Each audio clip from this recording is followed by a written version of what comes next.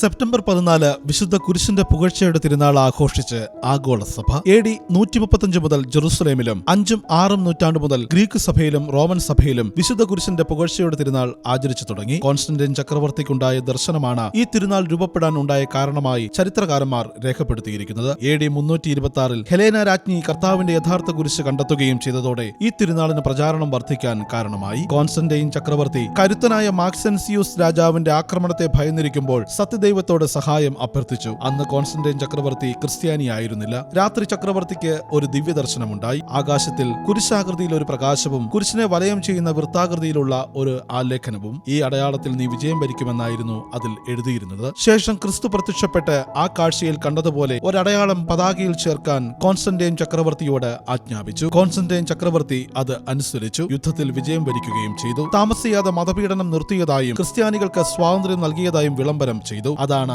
AD 313 പ്രസിദ്ധമായ Milan വിളംബരം. AD 614 Persian രാജാവ് ജെറുസലേം പിടിച്ചടക്കി അവിടെ ഹെലേന രാജ്ഞി സ്ഥാപിച്ചിരുന്ന വിശുദ്ധ കുരിശിന്റെ ഭാഗങ്ങൾ സ്വന്തം രാജ്യത്തേക്ക് കടത്തിക്കൊണ്ടുപോയെങ്കിലും AD 629 ജെറുസലേമിൽ കുരിശ് വീണ്ടും സ്ഥാപിച്ചു. അന്നു മുതൽ കുരിശിന്റെ പുകഴ്ചയുടെ തിരുനാൾ തിരുസഭയിൽ ആകമാനം കൊണ്ടാടാൻ തുടങ്ങി.